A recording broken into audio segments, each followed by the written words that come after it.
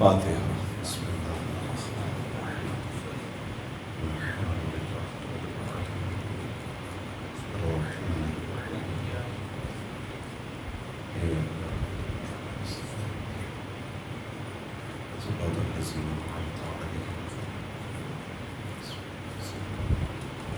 ان اللہ وملائکتہ یصلون علی النبی یا ایھا الذین آمنوا صلوا علیہ وسلموا تسلیما۔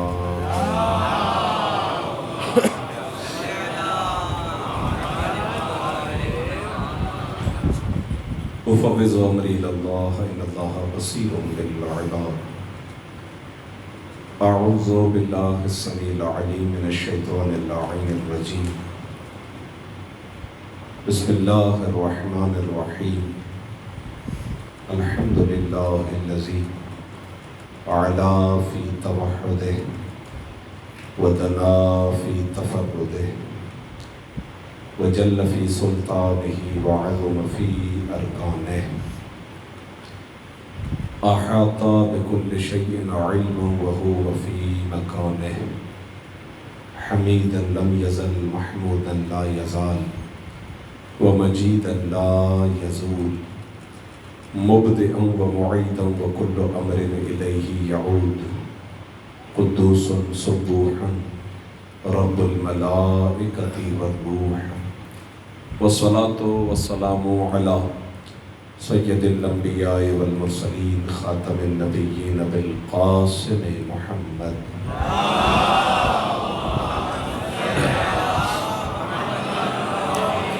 وعلى أهل بيته الطيبين الطاهرين الذين أذهب الله عنهم الرجس وطهرهم تطهيرا۔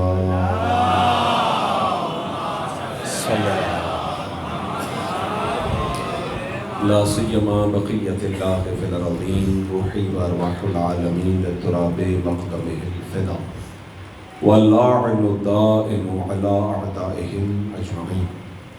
اما بعد فقد قال اللہ تبارک و تعالی فی کلامہ المجید وفرقانہ الحمید۔ بسم اللہ الرحمن الرحیم۔ قل ان الموت الذی تفرون منہ فإنہ ملاقیکم ثم تردون الی عالم الغیب والشہادہ فینبئکم بما کنتم تعملون۔ صلی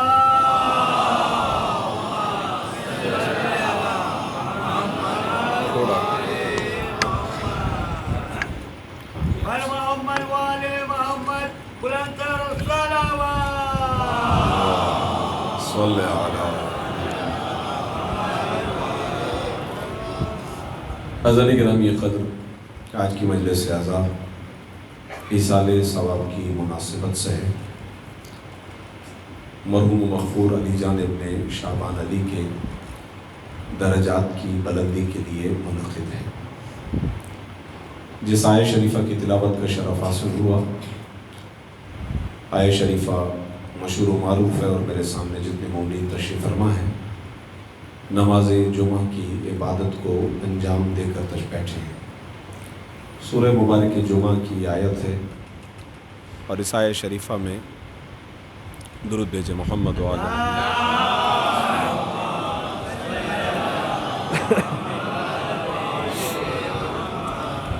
بار دیگر بلند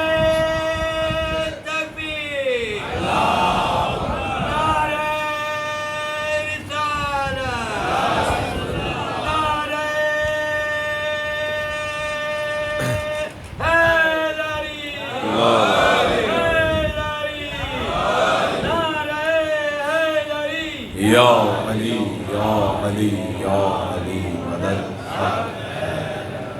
مل کر بلند تر صلوات بھیجے محمد۔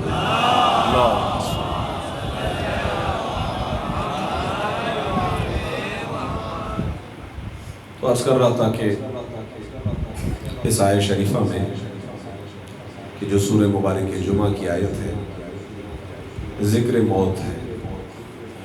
البتہ اس مقام پر موت کو ایک علامت کے طور پر بیان کیا گیا ہے اور اس موت کی بنسبت افراد بشر کی ایک کیفیت کو بیان کرنا مقصود تھا۔ ایصال ثواب کے بارے میں ہمیشہ آپ کی خدمت میں ان جملوں کو پیش کرتا ہوں کہ یہ ایک عقیدہ ہے کہ جو بھی انسان اس دنیا سے جاتا ہے، ہمیں اہل بیت نے یہ سکھایا کہ جو تم سے بچھڑا ہے، جدا ہوا ہے، مادی اعتبار سے، جسمانی اعتبار سے، اب وہ ہم سے جدا ہو گیا، الگ ہو گیا، یا یوں کہوں کہ آگے بڑھ گیا۔ البتہ معنوی اعتبار سے اور روحانی اعتبار سے وہ آپ کے ساتھ جڑا ہوا ہے، کیونکہ کچھ چیزیں اس کے درمیان اور آپ کے درمیان مساواتی رکھتی ہیں، حیثیت برابری کی حیثیت رکھتی ہیں، اجتماعی نکات ہیں۔ مثلاً یہ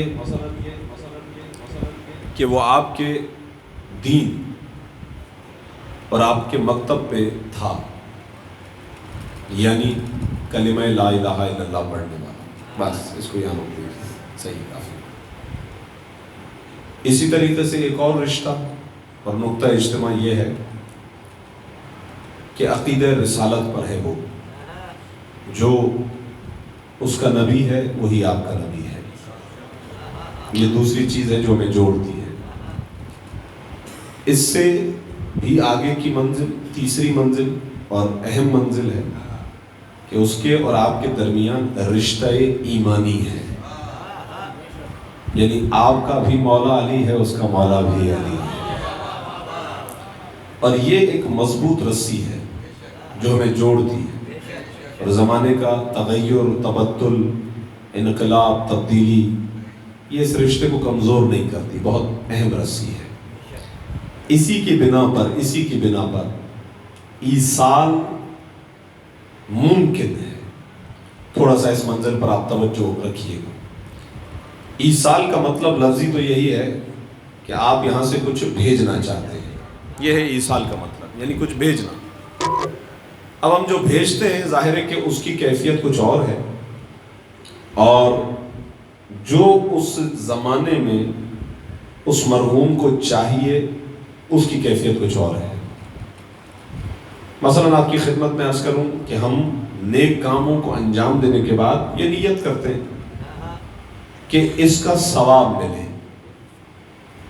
عیناً عمل نہیں پہنچے گا، عیناً وہ چیز نہیں پہنچے گی۔ مثلا ہم نے اپنے مرحوم کے ایصال ثواب کے لیے کسی کو کھانا کھلایا، نظر و نیاز، کسی کو صدقہ دیا جو کہ اہم ہے۔ یہ چیزیں یقیناً اسی کیفیت میں، اسی حالت میں، اسی مادی وجود کے ساتھ وہ تو نہیں پہنچتی ہیں، اور یہی سمجھنے میں غلطی بھی ہوتی ہے غیروں کو جب وہ ہمیں دیکھتے ہیں۔ یہ ایک بنیادی فرق ہے۔ مثلا طنزیہ انداز میں کسی نے کہا کہ جناب بریانی سامنے رکھ کے دعا مانگ کے اور پھر خود ہی کھا لیں، یہ طنز کیا اور کہہ رہے کہ ہم نے مرحوم کو ایصال کیا۔ کہاں مرحوم کو پہنچا، تو آپ کھا گئے۔ بظاہر اعتراض ایسا ہے کہ فوری طور پر دل پہ لگے گا کہ بات تو صحیح ہے، ہم نے نیت تو کی لیکن چیز تو یہی موجود ہے، وہ تو نہیں گئی ہے۔ اس کی ایک مثال ظاہر ہے کہ جو بزرگوں نے دی ہے وہ بڑی اہم ہے۔ علامہ نقن علی اللہ مقامہ بڑے مرجع مجتہد تھے بر صغیر پاک و ہند کے۔ وہ فرماتے ہیں کہ اس کی مثال دیتے ہیں، پوری توجہ فرمائیں۔ وہ کہتے ہیں کہ دیکھیں ہر ملک کی اپنی ایک کرنسی ہے،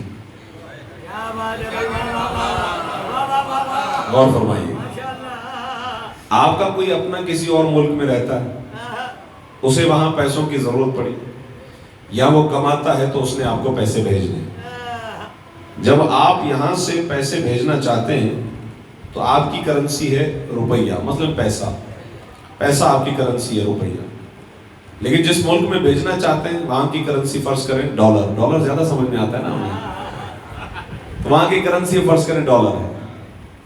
کرنسی میں فرق ہے، البتہ جو پیسوں کی قدر ہوتی ہے، اس کے اندر بیلنس ہوتا ہے. تو کہا جاتا ہے جناب آپ یہ دیجئے، وہاں اس کو ڈالر ملے گا. غور فرمائیے گا، پوری توجہ فرمائیے گا. یا وہ ڈالر دینے والا دیتا ڈالر ہے، ہمیں یہاں پر پیسے ملتے ہیں. تو وہ کہتے ہیں کہ ایک عام انسان جو ناقص العقل ہے اسے اس بات کی سمجھ ہے، غور فرمائیے گا، کہ وہ یہاں سے ایک چیز بھیجے وہاں دوسری چیز پہنچے، بلکہ یوں عرض کروں کہ یہاں سے وہ اپنے تقاضوں کے مطابق چیز بھیج رہا ہے، وہاں اسے اس کے تقاضوں کے مطابق چیز مل رہی ہے. غور فرمائیے گا. خالق کے عقل اس کے پاس اس کا کوئی حل نہیں ہوگا. یعنی ناقص العقل کے پاس حل ہے، خالق کے عقل کے پاس کوئی حل نہیں ہوگا اس کا. صلوات بھیجیں محمد و آل محمد. سلامت رہے.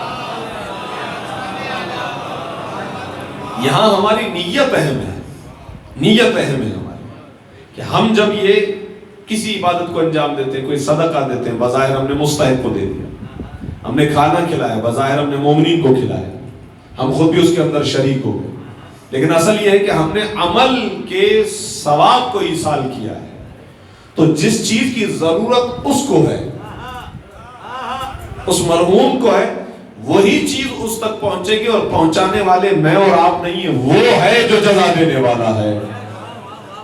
تو یہ اس کے ہاتھ میں اس چیز کی قدرت ہے. اب یہ الگ چیز ہے کہ وہاں کس چیز کی ضرورت ہے، تھوڑی سی توجہ فرمائیے گا. ایصال ثواب کی بھی جہت ذہن میں رکھیے گا، اور ساتھ ساتھ میں عقیدے کی بات بھی آپ کی خدمت میں عرض کرتا ہوں آگے بڑھ. ایصال کو میں نے عرض کیا آپ کی خدمت میں کہ جو نقطے ہیں 3 اجتماع کے کم از کم، اور میں پہلی چیز میں نے عرض کیا تھا توحید، لا الہ الا اللہ. دوسری چیز ہے رسالت، نبوت، ختمی مرتبت کی ذات گرامی. تیسری چیز میں نے عرض کی تھی آپ کی خدمت میں، وہ ہے رشتہ ایمانی، علی ولی اللہ. یہ نقطہ اجتماع میں نے کہا ایصال اس کے ساتھ مشروط ہے، ایصال اس کے ساتھ مشروط ہے، اس کے علاوہ کے ساتھ نہیں ہے. اب اس پہ ہمارے پاس روایات ہیں بہت زیادہ، لیکن میں آپ کی خدمت میں جس طریقے سے مطلب کو پہنچا رہا ہوں اس کو سماعت فرمائیں. یعنی جب تک اس دنیا میں انسان ہے اس کے لیے غنیمت ہے، موقع ہے کہ وہ اپنے عقائد کو پہلے مرحلے میں درست کرے. عقیدے پہ کمپرومائز نہیں ہوگا، عقیدے کے بعد ہے عمل کی منزل، اور ہر عمل کو عقیدے کے اعتبار سے چیک کیا جائے گا. عقیدہ درست ہوگا تو عمل درست ہوگا، عقیدہ صحیح نہیں ہوگا تو عمل قابل قبول نہیں ہوگا. یہ بات بالکل واضح ہو گئی آپ تک، صحیح انداز میں پہنچ گئی. میں نے عرض کیا کہ اس پہ ہر ایک چیز پہ قرآن کی آیت ہے اپنے مقام پر، لیکن ابھی فی الحال آپ کی خدمت میں اس کا خلاصہ عرض کر رہا ہوں، تھوڑا سا آگے بڑھنا ہے. عقیدے کی بنا پر عمل کو دیکھا جائے، یعنی عمل کی ویلیو بعد میں، پہلے عقیدہ ہے. آپ دیکھیں جا بجا پروردگار عالم قرآن میں آمنوا وعملوا، پہلے ایمان کا ذکر ہے، اس کے بعد عمل کا ذکر ہے. اگر آمنو کی منزلیں مکمل ہیں تو پھر عمل کی منزل ہے. ایمان صحیح نہیں ہے، یعنی میں دوسرے لفظوں میں کہہ رہا تھا عقیدہ صحیح نہیں ہے، تو اس عالم میں جو عالم جزا ہے اس میں عمل کی کوئی ویلیو نہیں ہے، چاہے کتنا ہی اچھا عمل کیوں نہ ہو.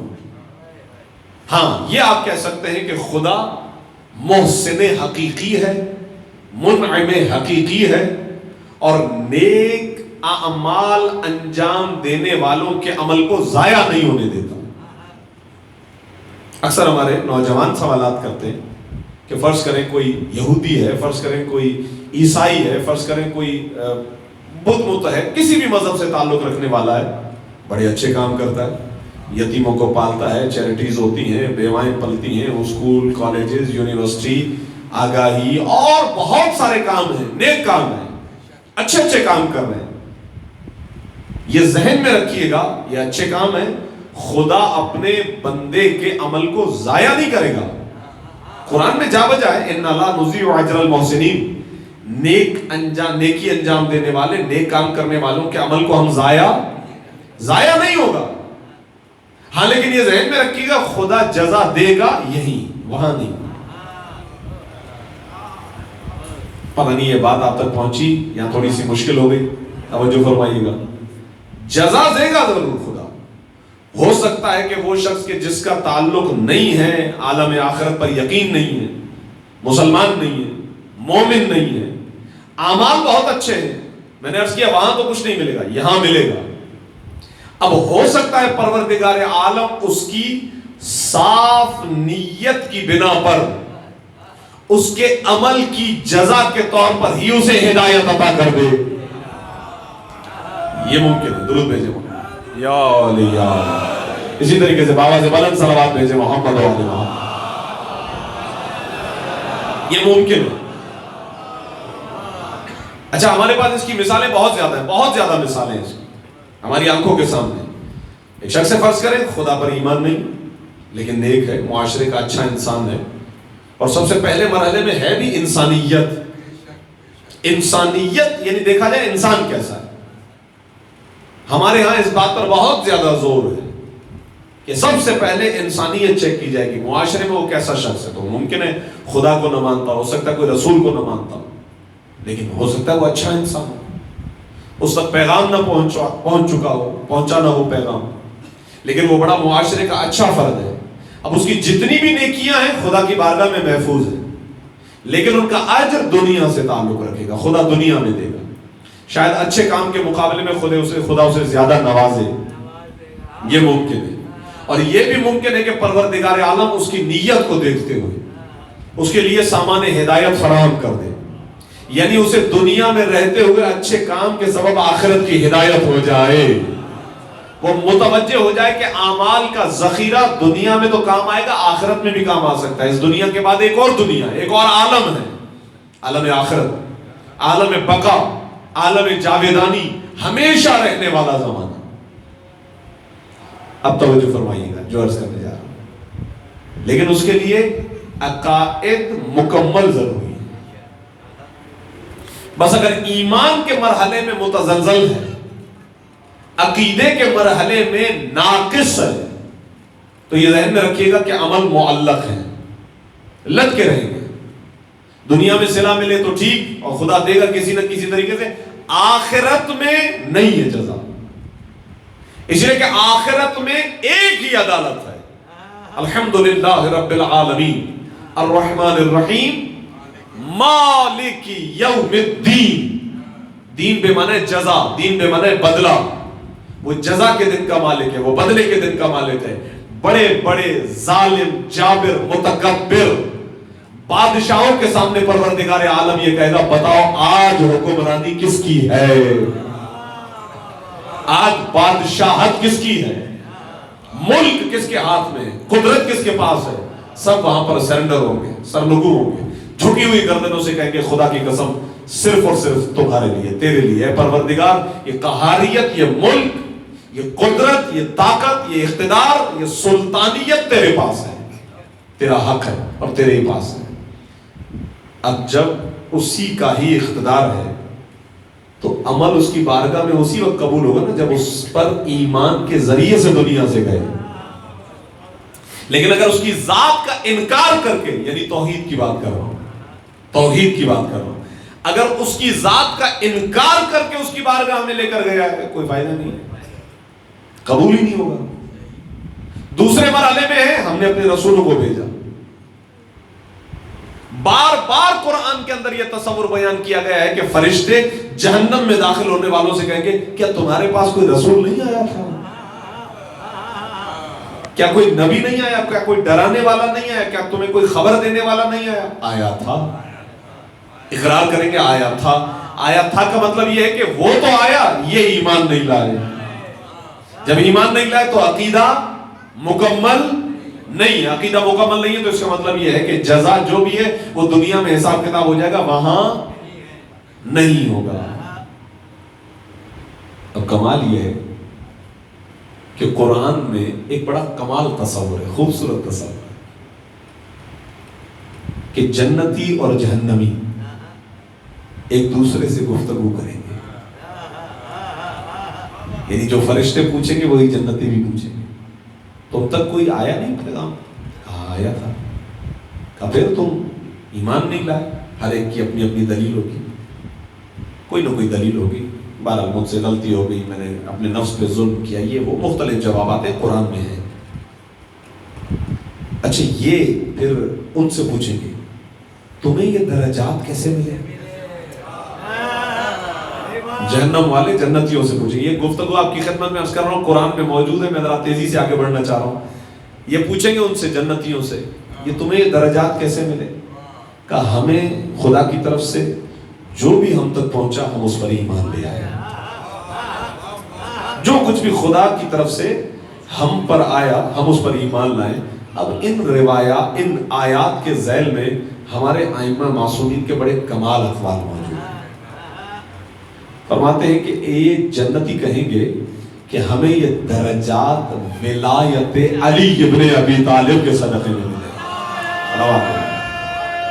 جزاکم اللہ۔ اے علی یا علی یا علی۔ یہ میں نے آپ کی خدمت میں بالکل آخری مرحلے میں آ کر یہ کیوں کہا؟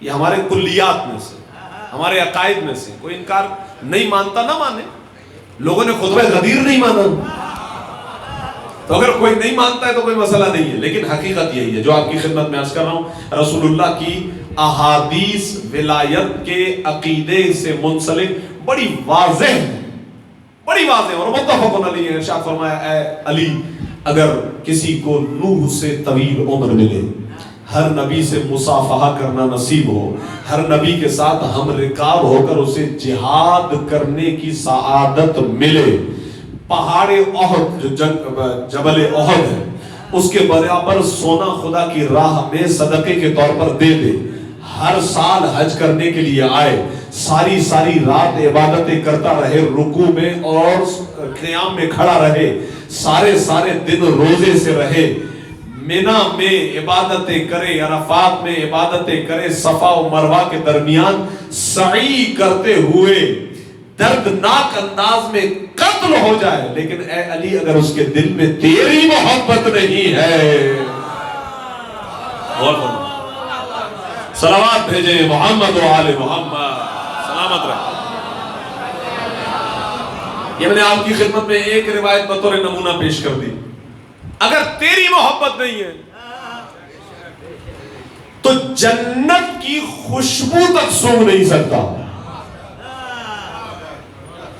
اب وہ جنتیوں کا جواب سمجھ میں آیا جو وہ کہیں گے کہ ہمیں ولایت کی وجہ سے ملا، امیر المومنین کی مولائیت اور ولایت پر ہمارا یقین تھا۔ اور اب اس روایت کو سنیے، رسول اللہ کیا فرما رہے ہیں؟ یہ حج کرنے والا خدا کو مانتا ہے نہیں مانتا ہے؟ مانتا ہے تبھی تو حج کر رہا ہے۔ غور فرما رہے ہیں؟ یہ صدقہ دینے والا اسے یقین ہے یا نہیں کہ خدا کی طرف سے صلہ ملے گا؟ ہے تبھی تو دے رہا ہے۔ اتنی عبادتیں، یہاں تک کہ مارا بھی جا رہا ہے اور مظلومیت سے مارا جا رہا ہے، لیکن اگر محبت علی نہیں ہے، علی ابن ابی طالب سے محبت نہیں ہے، میں موقع مل رہا ہے تو یہ جملہ لوگوں تک پہنچا رہا ہوں کہ زمانہ گزرنے کے بعد جب حق آشکار ہو جائے پھر تو قبول کر لینا چاہیے۔ یعنی دیکھیں ایک فرق ہے نا ہم میں اور غیروں میں۔ ہم جب اہل بیت علیہ السلام سے محبت کے دعوے دار ہیں اور دعویٰ کرتے ہیں تو آگے سے ہمیں یہ کہا جاتا ہے کہ جناب بلکہ آپ ہی محبت کرتے ہیں کیا؟ ہم بھی تو کرتے ہیں۔ یہ ہمیں باقاعدہ جواب ملتا ہے، ہم بھی تو محبت کرتے ہیں۔ پہلی بات تو یہ ہے کہ اگر آپ کو یہ ثابت کرنا پڑ جائے کہ آپ محبت کرتے ہیں، آپ کو یہ ثابت کرنا پڑے، اس کا مطلب یہ ہے کہ کمی تو ہے۔ دوسرا یہ ہے کہ ہم آپ کی محبت کو، ہم کون ہوتے ہیں فیصلہ کرنے والے؟ ہمیشہ ہم آپ کی خدمت میں عرض کرتا ہوں، میں بھی عرض کرتا ہوں، اس اصول کو ہمیشہ ذہن میں رکھیے گا، ہم اپنے آپ کو منوانا چاہتے ہی نہیں ہیں۔ اپنے آپ کو منوانا ہمارا مقصد نہیں ہے، ہمارا مقصد ہے کہ انہیں مانیے جنہیں اللہ نے کچھ بنایا ہے، اللہ نے انہیں جو درجہ دیا ہے ان کو قبول کیجئے۔ تو اب میں آپ کی خدمت میں عرض کرنے جا رہا ہوں، اس منزل کو سماعت فرمائے گا. آپ نے کہا ہم بھی مدعی محبت ہیں، ہم بھی محبت کرتے ہیں، ہم بھی صرف آپ نے تھوڑی ٹھیکہ لے رکھا ہے. واقعی ہم نے ٹھیکہ نہیں لے رکھا ہے، واقعی نہیں لیا. ہاں ایک بات صحیح ہے، ہم آپ سے ایک سوال ضرور کریں گے، اور اس سوال کا اگر آپ نے صحیح جواب دیا تو آپ کی محبت کا پتہ چل جائے گا. پوری توجہ فرمائیے گا. اور وہ سوال یہ ہے کہ ٹھیک ہے، اگر آپ مدعی محبت ہیں، آپ کہتے ہیں کہ آپ کو بھی محبت ہے، بتائیے کہ اگر آپ جنگ جمل میں ہوتے تو کہاں ہوتے؟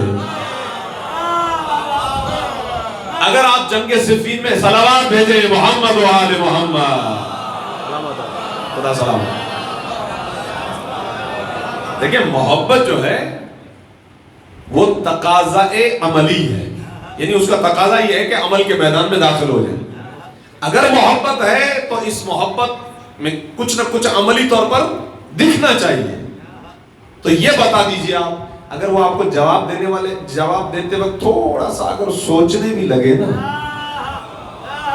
اگر سوچنے پر بھی مجبور ہو جائے تو سمجھ جائیے گا یہ فقط اس لیے کیونکہ ہم یہ کہہ رہے ہیں کہ علی کی محبت کے بغیر کچھ ممکن نہیں ہے.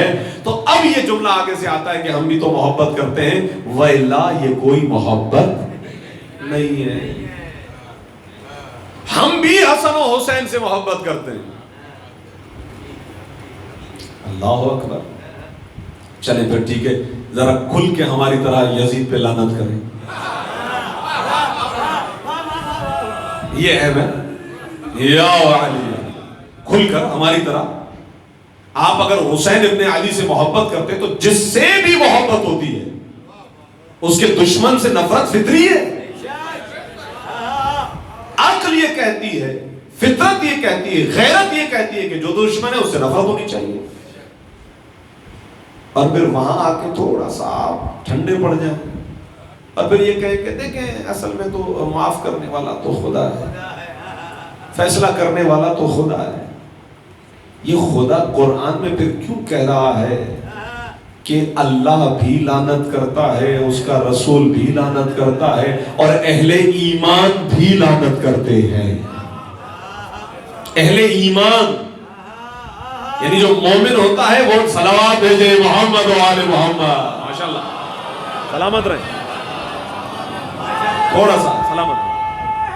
حیدری یا علی. یہاں تک کہ اگر گفتگو آپ کے ذہنوں تک پہنچ گئی تو دوبارہ ایک مرتبہ گفتگو کو اس طرف لے جاؤں. ولایت کیوں آپ کو یہ درجات ملے؟ محبت اہل بیت کی. جنت یعنی کیا مطلب؟ کون ہے جو اس بات کا انکار کرے کہ رسول اللہ بار بار جنت کو پنجتن سے جوڑتے تھے؟ یا علی انت قسیم النار والجنہ، اے علی آپ جنت اور جہنم کو تقسیم کرنے والے ہیں. اما ابنتی فاطمہ ہی سیدۃ نساء اہل الجنہ، میری بیٹی فاطمہ جنت میں جانے والی. تو بس دوسروں کو تو پریشان ہونا ہی نہیں چاہیے. باتیں ان کی جو جنت میں جائیں. جنت میں جانے والی تمام خواتین کی سردار ہے جنت. الحسن والحسین، ان الحسن والحسین سیدہ شباب اہل الجنہ. آپ نے دیکھا جنت کو یہاں رکھ دیا، بلکہ جنت انہی کی محبت میں خلق کی گئی ہے. تو جن کے دل میں ان کی محبت ہوگی جنت کی وہی تمنا کرے صلوات بھیجے محمد و آل محمد. خدا سلامت رکھے، خدا سلامت، مولا سلامت رکھے، اجرکم اللہ. اب گفتگو سمٹے کی تھوڑی سی توجہ رکھیے گا. یہ جو آیت ہے نا سورہ مبارک جمعہ کی، اگرچہ یہ جس پیراہے میں آئی ہے وہ ہے خطاب یہودیوں سے. قل یا ایھا الذین ھادوا ان زعمتم انکم اولیاء للہ، اے یہودیوں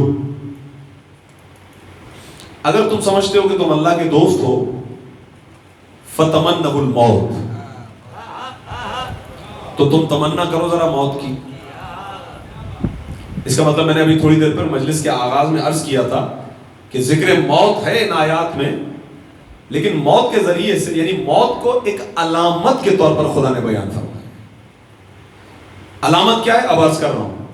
قول اے حبیب آپ ان سے کہہ دیجئے اے یہودیو ان زعمتم، اگر تم اس گمان میں ہو کہ انکم اولیاء للہ، تم اللہ کے دوست ہو، فتمنوا الموت ان کنتم صادقین، یہ تمہارا زعم، تمہارا گمان سچ اس وقت ثابت ہوگا کہ جب تم موت کی تمنا کرو.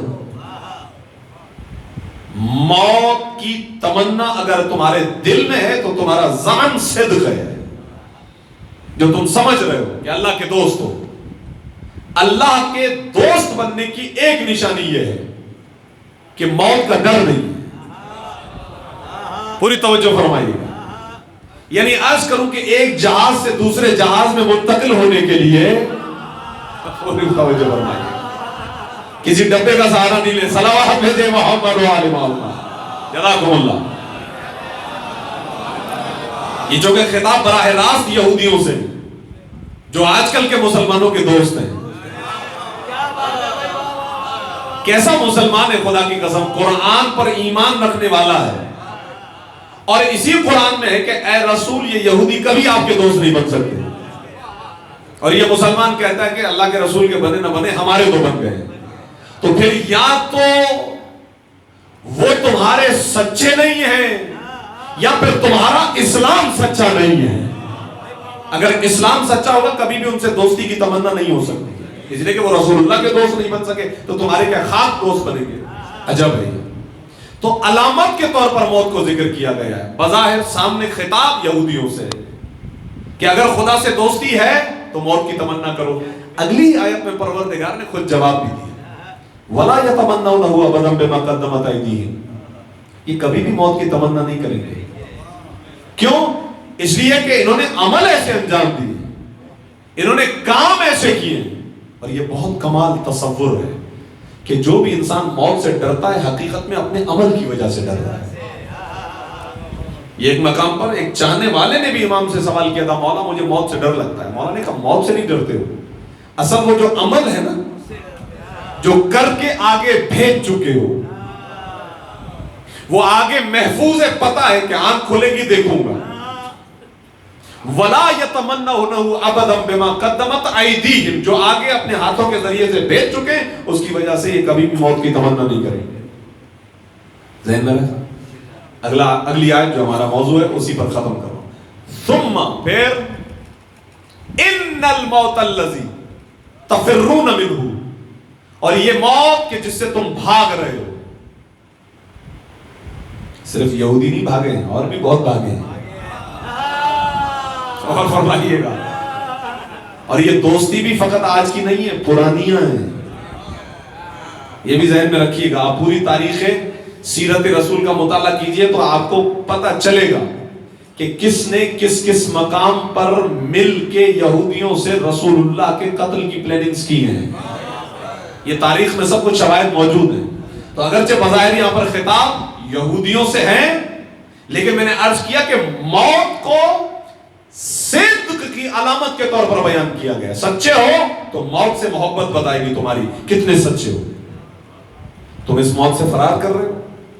ان الموت الذی تفرون منہ، یہ موت جس سے تم بھاگ رہے ہو، فإنہ ملاقیکم، تم اس سے بھلے بھاگو، یہ تم سے ملاقات کر کے رہے گی. ہر نفس موت سے ٹکرائے گا، موت کا ذائقہ چکھے گا. قرآن میں کئی مرتبہ یہ آیت آپ پڑھ چکے ہیں. ہر نفس سے موت ٹکرائے گی. فَإِنَّهُ مُلَاقِيكُمْ، یہ موت تم سے بہرحال آ کر ملے گی. اور جب ملے گی تو وہ جو قدمت ایدیہم، جو تم آگے بھیج چکے ہو، تم جاؤ گے کہ ایسے خدا کی بارگاہ میں کہ جو عالم غیب بھی ہے عالم شہود بھی ہے. عالم غیب اور عالم شہود. ہم میں سے کسی نے خدا کو نہیں دیکھا، دیکھ بھی نہیں سکتے. خدا پر ایمان، ایمان بالغیب ہے. تو جو کچھ شہود ہے، جو کچھ غیب ہے، خدا سے کچھ بعید نہیں ہے. یہ شہود اور غیب کی نسبت ہمارے اعتبار سے، اس کے اعتبار سے نہیں ہے. اس کے لیے کوئی چیز غائب نہیں ہے، اس کے لیے سب کچھ شہود ہے. جو کچھ بھی اس کے سامنے ہے. جب اس کی بارگاہ میں جاؤ گے تو فَيُنَبِّئُكُم بِمَا كُنتُمْ تَعْمَلُونَ. تعملون تعملون تعملون. پھر وہ تمہیں خبر دے گا، تمہیں بتائے گا ان تمام اعمال کے بارے میں کہ جو تم اس کی بارگاہ میں لے کر جاؤ گے، یعنی جو کچھ بھی تم اعمال انجام دے چکے ہو۔ یہ تصور ہے جو خدا نے دیا موت کے بارے میں، کہ صدق کی علامت ہے کہ موت کا ڈر نہیں۔ اب تاریخ نے لکھا ہے کہ جنگ جمل میں دیکھا امیر کائنات کے ساتھیوں نے کہ مولا لڑتے لڑتے آگے چلے گئے اور تلوار چلاتے چلاتے چلاتے آگے اتنا بڑھ گئے کہ توجہ اس بات کی نہیں ہے کہ بدن مطہر پر زرہ نہیں ہے، زرہ جنگی لباس نہیں ہے، ایسے ہی۔ اور تاریخ نے لکھا کہ امیر کائنات جس وقت تلوار چلا رہے ہوتے تھے تو اس وقت آپ کا چہرہ، غور فرمائیے، یعنی اس کیفیت میں امیر کائنات ہوتے تھے کہ کسی کی مجال نہیں ہوتی تھی کہ آگے بڑھ کے بات کر سکے۔ تو اس وقت کچھ چاہنے والے تیزی سے امام حسن کی خدمت میں، مولا ہم نہیں جا سکتے، آپ جائیے، اور آپ جا کر کہیے اپنے بابا سے کہ واپس پلٹ کے آ جائیں، زرہ نہیں پہنی ہے، لڑنے کے لیے جا رہے ہیں، زرہ گویا ایک طرح کی ڈھال ہے۔ امیر کائنات بالکل میدان میں درمیان میں تلوار چلا رہے ہیں، امام حسن مجتبیٰ تلوار چلاتے چلاتے چلاتے بالکل اپنے بابا کے برابر میں آ گئے، اور اب کہنے لگے بابا آپ اتنی تیزی سے آگے آگے، آپ نے زرہ نہیں پہنی۔ ارشاد فرمایا بیٹا، غور فرمائیے، اگر انسان حق پر ہے تو پرواہ نہیں ہے کہ موت اس سے جا لڑے یا وہ موت۔ سلامت حیدری یا علی یا علی، اگر انسان حق پر ہے، میں نے عرض کیا قرآن کی آیات میں صدق کی علامت قرار دیا گیا ہے کہ موت کا ڈر نہیں ہوگا۔ ان سے کہو کہ اگر یہ سچے ہیں تو موت کی تمنا کریں، اور امیر کائنات نے فرمایا حق کی نشانی یہی ہے، اگر انسان حق پر ہے پرواہ نہیں ہے، وہ موت سے جا لڑے، موت پر جا گرے یا موت اس پر گرے۔ اسی لیے فخریہ انداز میں کہتے تھے کہ ابو طالب کے بیٹے کو موت سے اس سے زیادہ رغبت ہے جتنا ایک بچے کو اپنی غذا سے ہوتی ہے۔ امیر کائنات، مولا کائنات، اسی لیے ہم نے ان کو امام بنایا ہے کہ جو موت کے وقت بھی ہمیں کام آئے، قبر میں بھی ہمیں کام آئے، حساب و کتاب میں بھی ہمیں کام آئے، جنت و جہنم کی تقسیم جس کے ہاتھ میں ہے ہم نے اس کو اپنا امام بنایا ہے۔ خدا آپ کو سلامت رکھے۔ اب جو چیز ہم سے مطلوب ہے، ہم سے، وہ ہے عمل، بہتر سے بہتر عمل، تاکہ اسی امام کے دل کی خوشی کا باعث بن سکے۔ عمل خوبصورت ہوگا، امام کے دل کو سکون ملے گا، ہمارا چاہنے والا ہم سے مخلص ہے اور عملی لحاظ سے بڑا مضبوط ہے۔ اور یہ تصور موت اور عدم خوف موت، یہ جیسا اہل بیت نے سکھایا، کیا کہنے، امیر کائنات بہت آگے کی شخصیت ہے۔ اس گھر کے تو 13 سال کے بچے بھی یہی کہتے ہیں کہ الموت احلی من العسل، اے چچا جان پرواہ نہیں ہے، موت بڑی میٹھی ہے، شہد سے زیادہ میٹھی ہے۔ حق پر ہے انسان تو پھر موت کی پرواہ نہیں۔ موت حقیقت میں ارتقاء ہے، موت حقیقت میں آگے بڑھنے کا نام ہے، موت حقیقت میں محضر پروردگار کی طرف جانے کا نام ہے، اور ہمارے ہاں موت ملاقات علی ابن ابی طالب کا نام ہے، ملاقات امام حسین ابن علی کا نام ہے۔ پہلی محرم سے مسلسل آپ فرش عزا پر ہیں، اور یہ غم ایام عزا ہی ہے، اور یہی وہ دن ہے کہ جب بیبیاں اجڑ کے مدینے کی طرف پلٹ رہی تھی۔ خدا آپ کو سلامت رکھے، آپ کے پرسوں کو قبول فرمائے۔ یہ تعزیت ہے، میرے بھائی ابھی مرثیہ بھی پڑھ رہے تھے، اسی سلام بھی پڑھ رہے تھے، اسی کیفیت کا۔ شہزادیوں نے جب مدینہ دیکھا نا، نانا یاد آ گیا، بابا یاد آ گیا، امام حسین کی یاد ہے، شہزادی ام کلثوم کا مرثیہ ہے، اے ہمارے نانا کے شہر اب ہمیں قبول نہ کر، جب ہم تجھ سے چلے تھے ہمارے مرد ہمارے ساتھ تھے، ہمارے نوجوان جوان ہمارے ساتھ تھے. آج جب ہم پلٹ رہے ہیں تجھ میں تو بس حسرتیں ہیں جنہیں لیے آ رہے ہیں, کچھ نہیں ہے. عزیزوں, اگرچہ کربلا کی جہت سے یہ آخری ایام ہیں, لیکن یہی ایام اہل بیت کی مصیبت کے آغاز کے بھی ہیں. اس لیے کہ 28 صفر رسول اللہ کے اس دنیا سے جانے کی تاریخ ہے, اور اہل بیت کی مصیبت کا دروازہ 28 صفر سے کھل جاتا ہے. وہ امیر کائنات, وہ سیدہ, وہ حسنین, جن کا درجہ, جن کا مقام, جن کا اسٹیٹس اللہ کے رسول کی زندگی میں جو تھا, بعد رسول اس کا خیال نہیں کیا گیا ہے. عزیزوں, آپ مجھے بتائیے, آپ محلوں میں رہتے ہیں, ایک سوسائٹی میں رہتے ہیں, انسانیت کے ناطے جب بھی محلے میں کوئی اس دنیا سے چلا جائے, اس کے بچوں سے آپ کو ہمدردی ہو جاتی ہے, آپ ان کے سہارا بننے کی کوشش کرتے ہیں, کچھ نہ کر سکے تو آپ تسلی دیتے ہیں. مجھے بتائیے, کیا نبی کی بیٹی کی یہ خواہش نہیں ہوگی؟ کیا نبی کی بیٹی کے دل میں یہ نہیں ہوگا کہ اگرچہ میرا بابا تو جا رہا ہے, لیکن میرے بابا کے مسلمان بہت زیادہ ہیں, اور شاید آپ میرے دروازے پر آ کر یہ کہیں گے کہ اے نبی کی بیٹی اپنے آپ کو اکیلا مت سمجھیے گا, ہم ہیں نا آپ کے بابا کے امتی, ہمیشہ ہم آپ کا خیال رکھیں گے. لیکن عزیزو, افسوس یہی ہے, تاریخ یہی کہتی ہے کہ سیدہ کے دروازے پر آئے تو صحیح, لیکن کوئی تعزیت دینے کے لیے نہیں آیا, کوئی تسلیت دینے کے لیے نہیں آیا ہے, الٹا یہ کہنے کے لیے آئے تھے کہ ہم تمہیں اس گھر کے ساتھ جلا دیں گے. اور فقط دھمکی نہیں دی گئی عزیزو, اس دروازے کو جلایا گیا ہے, نبی کی بیٹی کے پہلو کو شکستہ کیا گیا ہے, نبی کے نواسے کو اس دنیا میں آنے سے پہلے شہید کر دیا گیا ہے, نبی کے بیٹی کے گھر کی حرمت کو پامال کیا گیا ہے. امام حسن مجتبیٰ نے ایک ذاکر کے خواب میں آ کر کہا, تو ہماری سب سے بڑی مصیبت کو نہیں پڑھتا. انہوں نے کہا, مولا میں ہر مصائب جو میں کتابوں میں دیکھتا ہوں کوشش کرتا ہوں اسے بیان کروں. مولا نے کہا, نہیں, تو ہماری سب سے بڑی مصیبت بیان نہیں کرتا. مولا آپ کی سب سے بڑی مصیبت کیا ہے؟ امام نے جب یہ جملہ سنا, کہا, ہماری سب سے بڑی مصیبت یہ ہے کہ جلتا ہوا دروازہ ہماری ماں پر گرا ہوا تھا, ہمارے بابا کے گلے میں رسی تھی, ہم کبھی ماں کی طرف دوڑتے تھے, کبھی بابا کی طرف دوڑتے تھے, ہمیں سمجھ میں نہیں آ رہا تھا ہم کہاں جائیں. کون؟ امام حسن, امام حسین, شہزادی زینب, شہزادی ام کلثوم, یہ 4 بچے ہیں نا چھوٹے چھوٹے. عزیزوں, رسول اللہ جب اس دنیا سے گئے تو سب سے زیادہ بڑی عمر امام حسن یعنی 7 برس, اس کے بعد امام حسن, امام حسین, شہزادی زینب, شہزادی ام کلثوم.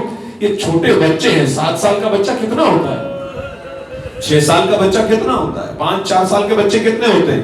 تاریخ کہتی ہے, امام فرماتے ہیں, کبھی ہم بابا کی طرف دوڑتے تھے, کبھی ہم ماں کی طرف دوڑتے تھے. شہزادی تو عالم غشی میں آئی, اور کسی طریقے سے شہزادی زینب نے سہارا دیا. بی بی ایک مرتبہ اٹھی ہے, سب سے پہلا سوال, این امیر المومنین, این علی بن ابی طالب, علی کہاں ہے؟ این ابو الحسن. فرمایا گیا, بی بی علی کو لے جایا گیا ہے. شہزادی نے اپنے غم بھلا دیے. یہ وہ دن ہے جو میں آپ کی خدمت میں عرض کر رہا ہوں. تیزی سے تھوڑا سا ایک منزل عرض کرنی ہے. بی بی نے ایک مرتبہ چادر اوڑھی, باہر تشریف لائی ہے, امیر کائنات کا دفاع فرمایا, فرمایا علی کو چھوڑ دو, علی کو چھوڑ دو, بار بار فرمایا. یہاں تک کہ شہزادی نے امیر کائنات کے کمر بند میں, جو کمر کی طرف سے کپڑا پٹکا بندھا تھا, شہزادی نے ایک مرتبہ وہاں سے پکڑ لیا, کہا, میں علی کو جانے نہیں دوں گی. میں کیا عرض کروں آپ کی خدمت میں. بار بار شہزادی سے کہا جا رہا تھا, ہاتھ ہٹا لیجئے گا. امام جعفر صادق علیہ السلام سے سوال ہوا, مولا ایک شخص تھا کہ جس کا, اللہ اکبر, جس کا وظیفہ, سب کا وظیفہ بند ہو جانے کے بعد بھی جاری رہا. اس شخص کو وظیفہ کس چیز کا ملتا تھا؟ امام نے ارشاد فرمایا, اس تازیانے کا جو اس نے ہماری جدہ کو مارا تھا.